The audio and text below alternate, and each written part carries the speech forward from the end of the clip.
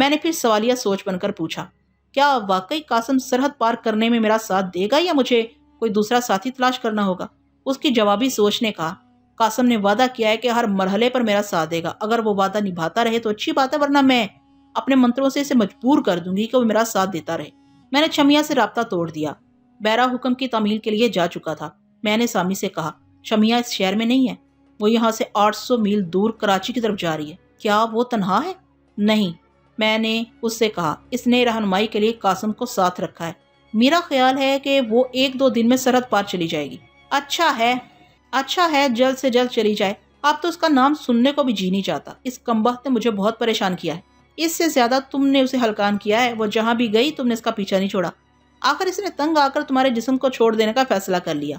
وہ اچھی طرح سمجھ گئی تھی کہ جب تک تمہارے جسم میں رہے گی تم اسے کسی مرد کی گوش میں جانے نہیں دو گی۔ اب وہ آزاد ہے، تم سے پیچھا چھوٹ گیا ہے، اور اب وہ بڑی پراک دلی سے قاسم کے سامنے غزالہ کی جوانی کا چارہ ڈال رہی ہے۔ اب اس کا ذکر چھوڑ دو۔ یہ بتاؤ، کیا غزالہ واقعی خوبصورت تھی؟ ہاں، اس لحاظ سے بے حد حسین تھی کہ اسے تمہارے مقابل دیکھا نہیں گیا تھا۔ وہ شمع شب تھی اور تم طلوع آفتاب ہو۔ تم مجھے خوش کرنے کے لیے تعریفیں نہ کرو۔ میں تو تم سے یہ کہہ رہی تھی کہ غزالہ اتنی حسین تھی، تمہاری کزن بھی تھی، کیا تم نے اس خوبصورتی کو حاصل نہیں کیا ہوگا؟ میں نے گہری سانس لے کر مسکراتے ہوئے کہا، کورٹشپ کا مطلب یہی ہوتا ہے کہ شادی سے پہلے ایک دوسرے کی اگلی پچھلی زندگی کے راز معلوم کیے جائیں۔ تم بھی اس فارمولے پر عمل کر رہی ہو۔ کیوں نہیں کروں گی؟ تمہاری اچھائی اور برائی کو سمجھنے کا مجھے پورا حق ہے۔ سچ بتاؤ، کتنی چڑیلیں تمہاری زندگی میں آئی ہیں؟ اس نے جل کر پوچھا تھا۔ میں ہنسنے لگا۔ وہ چاہے جتنی ذہین ہو، بلاخر ایک عورت تھی۔ میرے نام کے ساتھ کسی دوسری لڑکی کا نام برداشت نہیں کر سکتی تھی۔ میں اسے جواب دینا چاہتا تھا، مگر ویٹر کھانا لے کر آ گیا۔ میز پر سلیقے سے کھانا چننے کے بعد جب وہ چلا گیا تو میں نے کہا، اگر تمہیں معلوم ہو جائے کہ میری زندگی میں کون کون آئی تھی، کیا انہیں مار ڈالو گی؟ نہیں، انہیں تو معاف کر دوں گی کیونکہ وہ آ کر جا چکی ہیں، لیکن آئندہ اگر کوئی اور تمہارے قریب آئے گی تو وہ اپنی موت کو آواز دے گی۔ اس کا جسم تمہاری تنہائی میں آئے گا تو وہ روح سے خالی ہو جائے گا۔ تم تو جانتے ہی ہو کہ شمیہ کی طرح میں ایک جسم سے روح نکالنے اور خود اس کے جسم میں داخل ہونے کے منتر جانتی ہوں۔ میں اسے شوق نظروں سے دیکھنے لگا۔ اتنی حسین دوشیزہ جل رہی تھی۔ اتنی حسین دوشیزہ پہلو میں رہے تو کوئی بدذوق ہی کسی دوسری حسینہ کی تمنا کرے گا۔ آئندہ میری زندگی میں کوئی دوسری لڑکی آئے گی یا نہیں یہ میں نہیں جانتا تھا، لیکن اس وقت میں نے دعوے سے کہا، تمہیں پانے کے بعد اب اور کچھ پانے کی تمنا نہیں ہے۔ ایک خوشگوار زندگی گزارنے کا پہلا اصول یہ ہے کہ ہمیں ایک دوسرے کا اعتماد حاصل کرنا چاہیے۔ مجھے تم پر اس لیے اعتماد رہے گا کہ مجھ سے تمہارا کوئی راز چھپا نہیں رہ سکتا۔ تمہارے بتائے بغیر میں تمہارے رازوں کو پڑھتا رہوں گا، لیکن تمہیں اس وقت تک کچھ نہیں معلوم ہو سکے گا جب تک میں خود نہ بتاؤں۔ اب تم ہی کہو کہ جو کچھ میں بتایا کروں گا کیا تم اس پر یقین کیا کرو گی؟ وہ لقمہ چباتی ہوئی بولی، یقین کرنا ہی ہوگا۔ اگر مجھے شبہ ہوا کہ تم مجھ سے جھوٹ بول رہے ہو تو میں اپنے طور پر معلومات حاصل کروں گی۔ تمہاری باتوں سے ظاہر ہوتا ہے کہ تم مجھ پر اعتماد نہیں کرو گی۔ ٹھیک ہے، بے اعتمادی صحیح، یہ بھی ایک طرح کا ایڈونچر ہوگا کہ تم میرے متعلق صحیح معلومات حاصل کرتی پھرو گی۔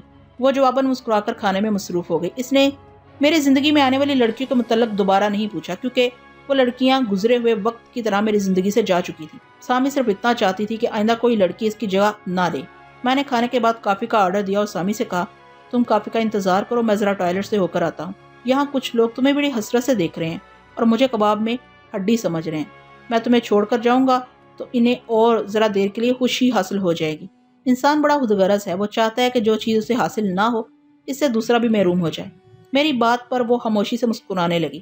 میں ٹوائلٹ کی طرف جانے لگا۔ کاؤنٹر کے قریب سے گزرتے وقت وہاں کھڑے ہوئے ایک شخص نے ہاتھ اٹھا کر میرا راستہ روکتے ہوئے کہا، مسٹر ذرا ٹھہریے، میں آپ سے ضروری گفتگو کرنا چاہتا ہوں۔ میرا تعلق یہاں کی انٹیلیجنس سے ہے۔ غالباً آپ سمجھ گئے ہوں گے کہ میں آپ سے کیا پوچھنا چاہتا ہوں۔ میں چند لمحوں تک خاموش رہا، اسے سر سے پاؤں تک دیکھتے ہوئے یہ ظاہر کرتا رہا کہ میں اسے CID آفیسر کی حیثیت سے پہچاننے کی کوشش کر رہا ہوں۔ پھر میں نے کہا، جناب میں کیسے جان سکتا ہوں کہ آپ مجھ سے کیا پوچھنا چاہتے ہیں؟ آپ تکلف سے کام نہ لیں، جو کچھ پوچھنا ہے پوچھ لیں، میں فر جواب دوں گا۔ میرے جواب دینے کا انداز ایسا تھا جیسے میں اسے کوئی اہمیت نہیں دے رہا ہوں۔ اس نے ناگواری سے پوچھا، وہ لڑکی جو آپ کے ساتھ ہے وہ کون ہے اور کہاں کی رہنے والی ہے؟ اس کا نام کیا ہے؟ اس کے سوالات نے سمجھا دیا کہ سامی کی پوزیشن خطرے میں ہے۔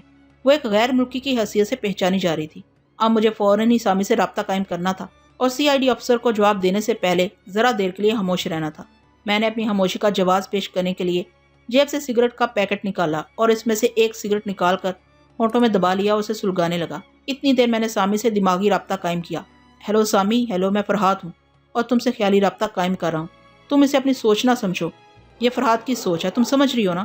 یہ سوچتے ہوئے میں نے کنکھیوں سے اس میز کی جانب دیکھا جہاں سامی بیٹھی ہوئی تھی اور وہ میری دماغی کال پر چونک گئی تھی اور گھوم کر کاؤنٹر کی طرف دیکھ رہی تھی۔ پھر اس نے سوچ کے ذریعے کہا، ہاں تمہارے خیالات مجھ تک پہنچ رہے ہیں، لیکن تم نظروں کے سامنے ہو کر بھی سوچ کے ذریعے باتیں کیوں کر رہے ہو؟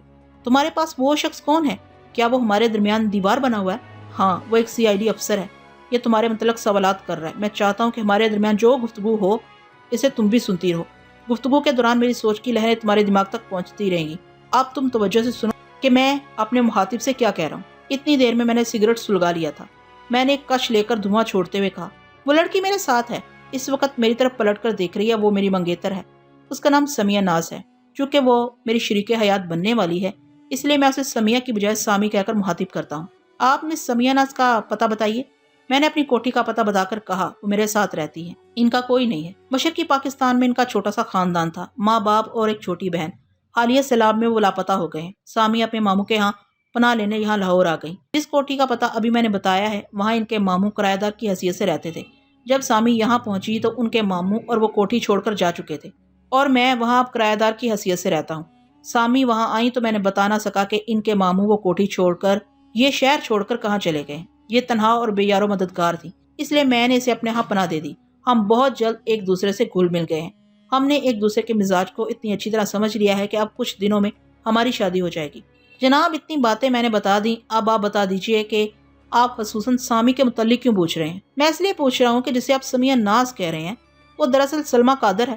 آج سے 6 دن پہلے یہ پنڈی میں تھی، اسے احمد شیخ نامی ایک شخص کی کوٹھی میں دیکھا گیا ہے۔ اس کے علاوہ کچھ اور بھی ملک کے دشمن تھے، وہ سب فرار ہو گئے ہیں۔ ہم انہیں تلاش کر رہے ہیں۔ آج اتفاق سے یہ محترمہ نظر آ گئی ہیں۔ آپ میرے ساتھ مینیجر کے کمرے تک چلیں۔ میں نہیں چاہتا کہ آپ دونوں دور سے ایک دوسرے کو دیکھتے رہیں اور مخصوص اشاروں سے ایک دوسرے کو سمجھاتے رہیں۔ آئیے۔ میں اس کے ساتھ جانے پر مجبور ہو گیا۔ مینیجر کے کمرے میں پہنچنے تک ہم خاموش رہے۔ میں خاموشی کے دوران میں سامی کو بتایا کہ مینیجر کے کمرے میں جا رہا ہوں۔ وہ اپنی جگہ اطمینان سے بیٹھی رہے۔ کوئی خاص بات ہوگی تو میں سوچ کے ذریعے اس سے رابطہ قائم کر لوں گا۔ مینیجر کے کمرے میں ایک ادھیڑ عمر کا شخص ریوالونگ چیئر پر بیٹھا ہوا تھا۔ اس نے ہمیں دیکھتے ہی مینیجر کو کمرے سے باہر جانے کے لیے کہا۔ اس کے جانے کے بعد میرے ساتھ آنے والے شخص نے ادھیڑ عمر کے آدمی کو سر کہہ کر مخاطب کیا اور اسے بتانے لگا کہ میں نے سامی کے متعلق کیا بیان دیا ہے۔ وہ ادھیڑ عمر کا آدمی انسپیکٹر تھا اور میرے ساتھ آنے والا اس کا اسسٹنٹ تھا۔ انسپیکٹر نے اس کی تمام باتیں سننے کے بعد مجھ سے کہا، تم 8 بجے اس کلب میں سلمیٰ قادر کے ساتھ آئے ہو اور اس وقت 9 بج رہے ہیں۔ اس 1 گھنٹے میں ہم نے تمہاری کار کے نمبر کے ذریعے تمہارے متعلق جو معلومات حاصل کی ہیں وہ یہ ہیں کہ تمہارا نام فرحاد علی تیمور ہے۔ کوٹھی کا پتہ وہی ہے جو تم نے میرے اسسٹنٹ کو بتایا ہے۔ ہمارے آدمیوں نے آس پاس کی کوٹھیوں سے تمہارے متعلق مزید معلومات حاصل کی تو پتہ چلا کہ سامنے والی کوٹھی میں تمہارے چچا رہتے ہیں۔ تمہارے چچا ناصر علی نے بتایا ہے کہ تم 3 دن سے لاپتہ ہو۔ تمہارے ساتھ تمہاری پھوپھی اور ان کی جوان لڑکی رہتی ہے۔ آج تمام دن وہ بھی نظر نہیں آئی۔ سچ سچ بتاؤ کہ وہ دونوں کہاں ہیں اور تم 3 دن سے کہاں غائب تھے؟ میں اپنی کوٹھی میں تھا۔ بات دراصل یہ ہے کہ سامی سے نئی ملاقات ہے۔ میں اس کے ساتھ کوٹھی میں وقت گزارا تھا۔ میں نے اپنی پھوپھی سے کہہ دیا تھا کہ کوئی بھی رشتہ دار مجھے پوچھنے آئے تو کہہ دے کہ میں موجود نہیں ہوں۔ یہی وجہ ہے کہ چچا جان نے مجھے 3 دن سے نہیں دیکھا ہے اور نہ ہی سامی کے متعلق کچھ جانتے ہیں۔ میری پھوپھی اور ان کی صاحبزادی آج صبح شاہ کوٹ گئی ہیں، کل تک واپس آ جائیں گی۔ ویسے آپ سامی پر خواہاں شبہ کر رہے ہیں۔ ہو سکتا ہے کہ سلمیٰ قادر کسی حد تک اس کی ہم شکل ہو، لیکن یہ سلمیٰ قادر نہیں ہے۔ You shut up. انسپیکٹر نے زور سے میز پر ہاتھ مارا۔ اسی وقت تمام بتیاں بجھ گئیں، چاروں طرف اندھیرا چھا گیا۔ میں نے کہا، آپ نے تو ہاتھ مار کر تمام بتیاں بجھا دیں۔ اب مجھے جانے دیجیے، سامی تنہا ہے۔ خبردار، اپنی جگہ سے حرکت نہ کرنا، میرے ہاتھ میں ریوالور ہے، اسسٹنٹ انسپیکٹر نے گرج کر کہا۔ پھر اس کے بائیں ہاتھ میں ایک لائٹر روشن ہو گیا اور اس کی روشنی میں ریوالور نظر آ رہا تھا۔ اتنے میں ڈرائنگ روم کی طرف سے سامی کی چیخ سنائی دی۔ اس کے ساتھ ہی فائرنگ کی آوازیں آنے لگی۔ میں اچھل کر کھڑا ہو گیا اور جھلا کر کہنے لگا، یہ آپ لوگوں کی زیادتی ہے۔ آپ یہاں آرام سے بیٹھے ہیں اور وہاں میری منگیتر پر مصیبت آئی ہوئی ہے۔ انسپیکٹر نے ہاتھ اٹھا کر کہا، تم بھی آرام سے بیٹھو، ہمارے آدمی سلمیٰ قادر کی نگرانی کر رہے ہیں۔ نہ تو وہ فرار ہو سکے گی اور نہ ہی کوئی زبردستی اسے بھگا کر لے جا سکے گا۔ میں اپنی جگہ پر بیٹھ گیا اور سر جھکا کر سامی کی سوچ کو پڑھنے لگا۔ وہ سوچ رہی تھی، کیا بات ہے، فرحاد خاموش کیوں ہے؟ میں نے اس لیے چیخ ماری ہے کہ آواز سن کر وہ مجھ سے رابطہ قائم کریں، مگر وہ ابھی تک خاموش ہے۔ میں خاموش ہوں مگر تمہیں سن رہا ہوں۔ تم بتاؤ کہ فائرنگ تم سے کتنی دور ہو رہی ہے؟ اس وقت تم کہاں ہو؟ اس کی سوچ نے کہا کہ اس وقت میں 3 آدمیوں کے نرغے میں ہوں۔ ان میں سے ایک آدمی کو میں نے پہچان لیا ہے، وہ بھوانی شنکر کا ماتحت ہے۔ وہ ریوالور کی زد پر جبراً مجھے کلب سے باہر لے جا رہا ہے۔ اس کے 2 ساتھی میرے آگے ہیں اور فائرنگ کرتے ہوئے میرے لیے راستہ صاف کرتے جا رہے ہیں۔ اب وہ دوڑتے ہوئے اور مجھے کھینچتے ہوئے کلب کے کمپاؤنڈ میں آ گئے ہیں۔ دوسری طرف سے بھی محتاط انداز میں فائرنگ ہو رہی ہے۔ شاید وہ انٹیلیجنس کے آدمی ہیں اور ہمیں زندہ گرفتار کرنا چاہتے ہیں۔ ہم ایک کار کے قریب پہنچ گئے ہیں۔ پچھلی سیٹ کا دروازہ کھول کر مجھے جبرن بٹھایا جا رہا ہے۔ تم جانتے ہو کہ کوئی مجھ پر جبر نہیں کر سکتا، اس لیے کہ مجھے موت کا ڈر نہیں ہے۔ اگر وہ مجھے شوٹ کریں گے تو میں کسی دوسری لڑکی کے جسم میں پناہ لے لوں گی اور پھر ایک نئی زندگی شروع کر دوں گی۔ لیکن تم میری یہ مجبوری بھی جانتے ہو کہ میں اپنے موجودہ جسم کو کوئی بھی نقصان نہیں پہنچانا چاہتی۔ مجھے اپنے ظاہری وجود سے کتنی محبت ہے یہ تم بخوبی جانتے ہو۔ ان کے ساتھ جانے کی دوسری وجہ یہ ہے کہ میں ان کے ذریعے بھوانی شنکر تک پہنچ جاؤں گی۔ میرے وہاں تک پہنچنے کا مطلب یہ ہے کہ تم بھی مجھ سے دماغی رابطہ قائم کر کے بھوانی شنکر کی گردن پکڑنے آ جاؤ گے۔ ہمارا پروگرام بھی یہی تھا۔ اب اس کے آدمی خود ہی ہماری رہنمائی کر رہے ہیں۔ تم بتاؤ کیا میرے سوچنے کا انداز درست ہے؟ تم واقعی ذہین ہو سامی۔ دشمنوں کو رہنمائی کرنے دو۔ میرا دماغ ہمیشہ تمہارے ساتھ رہے گا۔ میں تمہارے پیچھے آنے کی کوشش کرتا ہوں۔ تم راستوں کو پہچانتی جاؤ تاکہ بعد میں میری رہنمائی کر سکو۔ میں تھوڑی دیر بعد تم سے رابطہ قائم کروں گا۔ یہ کہہ کر میں نے اسے رابطہ توڑ لیا۔ اسی وقت تاریکی چھٹ گئی، کمرہ روشن ہو گیا۔ انسپیکٹر بدستور ریوالونگ چیئر پر بیٹھا ہوا میری طرف دیکھ رہا تھا۔ اس کا اسسٹنٹ میری طرف ریوالور تانے کھڑا ہوا تھا۔ اتنے میں ایک شخص دوڑتا ہوا آیا اور انسپیکٹر کے سامنے ٹینشن ہو کر کہنے لگا، سر وہ لوگ اسے لے گئے۔ انہوں نے مین سوئچ آف کر دیا تھا۔ پھر وہ فائرنگ کرنے لگے۔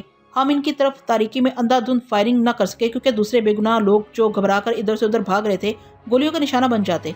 پھر بھی ہمارے دو آدمی جیپ لے کر گئے ہیں اور ان کی کار کا پیچھا کر رہے ہیں۔ بہت کمال کر رہے ہیں، انسپیکٹر نے تنزیہ انداز میں کہا۔ تم چار آدمی ان کا راستہ نہ روک سکے؟ اتنی تلاش کے بعد وہ لڑکی نظروں میں آئی تھی، اسے بھی وہ لے گئے۔ تم سب نکارا ہو۔ اگر وہ ہاتھ نہ آئی تو میں تم سب کو ڈسمس کر دوں گا۔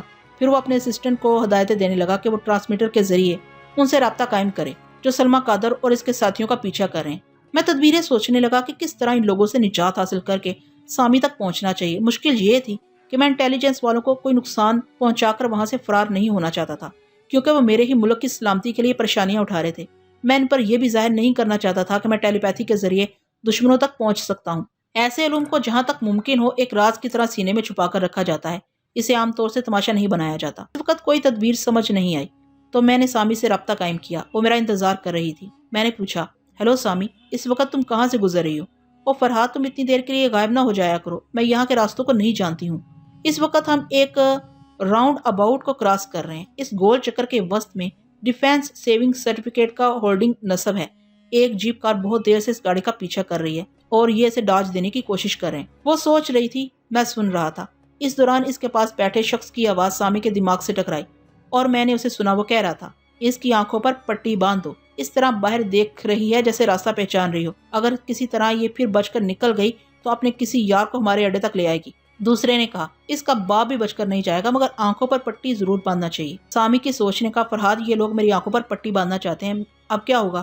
میں ان راستوں کی نشاندہی کیسے کروں گی؟ میں تھوڑی دیر کے لیے گڑبڑا گیا۔ سامی کی آنکھیں بند ہونے کا مطلب یہ تھا کہ وہ وقتی طور پر اندھی ہو جاتی اور مجھے اس منزل کا پتہ نہ بتا سکتی جہاں اسے لے جایا جا رہا تھا۔ میں نے اسے تسلی دی کہ وہ فکر نہ کرے، میں کوئی تدبیر سوچ رہا ہوں۔ میں نے اسے تسلی دے دی مگر خود پریشانی میں مبتلا ہو گیا۔ میرے آس پاس انٹیلیجنس کے آدمی کھڑے ہوئے تھے۔ اسسٹنٹ انسپیکٹر ٹرانسمیٹر کے ذریعے باتیں کر رہا تھا اور انسپیکٹر کو بتاتا جا رہا تھا کہ ان کے آدمی کن رستوں سے گزرتے ہوئے دشمنوں کا پیچھا کر رہے ہیں۔ لیکن 10 منٹ کے بعد اس نے مایوس کن اطلاع دی کہ جیپ میں کوئی خرابی پیدا ہو گئی ہے اور وہ ملتان روڈ کے کنارے رک گئے ہیں۔ انسپیکٹر غصے سے اچھل کر کھڑا ہو گیا اور میز پر ہاتھ مار کر اپنے ماتحتوں کو برا بھلا کہنے لگا۔ پہلے چند منٹ تک میں بھی مایوس ہو گیا تھا۔ سامی سے سوچ کا رابطہ تھا مگر اس کی آنکھوں پر پٹی باندھ دی گئی تھی، اس لیے وہ میری رہنمائی نہیں کر سکتی تھی۔ چند منٹ کے بعد میں نے ذہن سے ساری پریشانیاں نکال دی۔ سامی کی طرف سے بے فکر ہو گیا اور اپنے دماغ کو پرسکون بنا لیا کیونکہ اس کے بغیر توجہ کی یکسوئی ممکن نہیں تھی۔ پھر میں پوری توجہ سے اپنی صلاحیتوں کے متعلق سوچنے لگا۔ میری خیال خانی کی صلاحیتیں یہ تھی، میں کسی کا چہرہ دیکھ کر اس کی آنکھوں کے ذریعے اس کی سوچ تک پہنچ سکتا تھا کہ ہر انسان کی آنکھیں اس کی سوچ کی آئینہ دار ہوتی ہیں۔ دوسرے لفظوں میں، آنکھیں انسان کی دلی حالات کی چگلی کھاتی ہیں، لیکن میں نے ان 3 افراد کے چہرے اور آنکھیں نہیں دیکھی تھیں جو سامی کو لے جا رہے تھے۔ وہ سب میرے لیے مکمل اجنبی تھے۔ میں ان اجنبیوں سے آنکھوں کے ذریعے رابطہ قائم نہیں کر سکتا تھا۔ ان کی سوچ تک پہنچ کر انہیں کنٹرول کرنے کا دوسرا طریقہ یہ تھا کہ میں ان کی گفتگو کو کس طرح سنتا۔ ان کی گفتگو کے انداز سے ان کے سوچنے کا انداز معلوم ہو جاتا۔ اس طرح میرے دماغ کی لہریں ان کی سوچ کو اپنی گرفت میں لے لیتی۔ ایسا سوچتے وقت میرے ذہن میں یہ تدبیر آئی کہ جس کار میں سامی بیٹھی ہے اس کے کار ڈرائیور سے ذہنی رشتہ جوڑنا چاہیے۔ میں نے فوراً ہی سامی کو مخاطب کیا، ہیلو سامی، وہ شخص کار ڈرائیو کر رہا ہے، تم اس سے باتیں کرو، خواہ مخواہ کیسی بے تکی باتیں ہوں، تم فوراً اسے گفتگو پر مجبور کرو۔ سامی نے میری ہدایت پر عمل کیا۔ وہ کہنے لگی، سنو، جو شخص یہ کار ڈرائیو کر رہا ہے میں اسے کچھ بات کرنا چاہتی ہوں۔ کہو کیا بات ہے؟ کسی نے سامی سے کہا۔ اس کی آواز سامی کے ذہن سے ٹکرائی اور میں اسے سننے لگا۔ سامی نے کہا، میں یہ پوچھنا چاہتی ہوں کہ تم مجھے کہاں لے کر جا رہے ہو؟ جہنم میں۔ جہنم کتنی دور ہے؟ جتنی بھی دور ہو، اب کوئی ہمارا راستہ نہیں روکے گا، تم اطمینان سے بیٹھی رہو۔ اطمینان سے کیسے بیٹھوں؟ میری آنکھوں پر پٹی باندھ دی گئی ہے، مجھے تکلیف ہو رہی ہے۔ بکواس مت کرو، چپ چاپ بیٹھی رہو۔ سامی اسے چھیڑ چھیڑ کر باتیں کرنے پر مجبور کر رہی تھی۔ اس دوران میں نے ڈرائیو کرنے والے کی سوچ کو اپنی گرفت میں لے لیا اور سامی سے کہا کہ وہ خاموش ہو جائے۔ اس کے خاموش ہوتے ہی میں کار ڈرائیو کرنے والے کی سوچ پڑنے لگا۔ ہائے یہ کمبخت کتنی حسین ہے، اسے دیکھتے ہی رال ٹپکنے لگتی ہے، مگر باس کا حکم ہے کہ اسے چھیڑا نہ جائے اور نہ ہی اسے یہ بتایا جائے کہ اسے کہاں لے جا رہے ہیں۔ میں نے اس کی مثبت سوچ میں کہا، ہاں مجھے اس حسینہ کے متعلق سوچنے کی بجائے اپنے آگے پیچھے کا خیال رکھنا چاہیے کہ آگے ہمیں کہاں تک جانا ہے، اور پیچھے بھی دیکھتے رہنا چاہیے کہ کوئی ہمارا تعاقب تو نہیں کر رہا ہے۔ اس کے دماغ نے حکم دیا کہ وہ عقب نما آئینے میں دیکھے۔ اس نے آئینے کی طرف دیکھتے ہوئے سوچا، نہیں کوئی پیچھا نہیں کر رہا ہے۔ پیچھا کرنے والی جیپ ملتان روڈ پر ہی رک گئی تھی۔ میں راستہ بدل کر قصور دانی سڑک پر آ گیا ہوں۔ دراصل ہمیں اسی سڑک پر چلنا ہے۔ انہیں محض دھوکہ دینے کے لیے میں ملتان روڈ پر گاڑی دوڑا رہا تھا، اور اب ان کے فرشتے بھی یہ نہیں سوچ سکتے کہ ہم قصور کے بارڈر کی طرف جا رہے ہیں۔ میں نے اسے رابطہ توڑ دیا۔ میری پریشانیاں پھر بڑھ گئیں۔ وہ بارڈر کی طرف جا رہے تھے، یعنی سامی کو سرحد پار لے جا رہے تھے۔ میں اس کی دوری کے خیال سے تل ملا گیا۔ میں نے سر اٹھا کر دیکھا تو انسپیکٹر ہاتھ میں ٹرانسمیٹر لیے کسی سے باتیں کر رہا تھا۔ ملتان روڈ اور دوسری برانچ روڈ پر ناکہ بندی کا حکم دے رہا تھا۔ میں نے کہا، جناب میں آپ کی رہنمائی کر سکتا ہوں، اور میری سامی کو کہاں لے جا رہے ہیں؟ انسپیکٹر نے ٹرانسمیٹر آف کرتے ہوئے گھرا کر کہا، اتنی دیر سے تو تم خاموش بیٹھے تھے، اب سچ بتاؤ گے؟ کیا پہلے ہی ان کے منصوبوں کے متعلق ہمیں نہیں بتا سکتے تھے؟ اگر مجھے ان کے منصوبوں کا علم ہوتا تو میں ضرور بتا دیتا۔ میں اپنے ملک کا وفادار ہوں۔ دوسرا یہ کہ سامی میری زندگی ہے، میں کبھی یہ گوارا نہیں کر سکتا کہ کوئی مجھ سے میری زندگی چھین کر لے جائے۔ بہرحال میں آپ کو بتاتا ہوں میں آپ لوگوں کی رہنمائی کس طرح کر سکتا ہوں جناب۔ میرے سونگھنے کی حس بہت تیز ہے، ایک بار جس سے سامنا ہو جائے میں اس کے جسم کی مخصوص مہک سے آشنا ہو جاتا ہوں۔ اس وقت بھی تقریباً 30 میل دور سے سامی کی خوشبو میرے نتنوں تک آ رہی ہے، اور میں یقین سے کہتا ہوں کہ ابھی قصور والی سڑک پر ہے اور وہ لوگ اسے بارڈر کی طرف لے جا رہے ہیں۔ کیا تم ہمیں احمق سمجھتے ہو؟ انسپیکٹر نے کہا، کیا کسی انسان کے سونگھنے کی حس اتنی تیز ہو سکتی ہے کہ وہ سونگھ کر اس کے جانے کی سمت کا تعین کر لے اور یہ بھی بتا دے کہ وہ کس مقام پر ہے؟ صاف کیوں نہیں کہتے کہ تم بھی ان کے آدمی ہو؟ تم ان کے پروگرام سے پہلے ہی واقف تھے۔ اگر تم اس بات کا اقرار کرو گے تو تم مجرم بن جاؤ گے، اس لیے محض سامی کو حاصل کرنے کے لیے ہمیں ان کے پروگرام کے متعلق احمقانہ انداز میں بتا رہے ہو۔ میں نے کہا، اب یقین کریں میں سچ کہہ رہا ہوں، میں ابھی یہ ثابت کر سکتا ہوں کہ میرے سونگھنے کی حس کتنی تیز ہے۔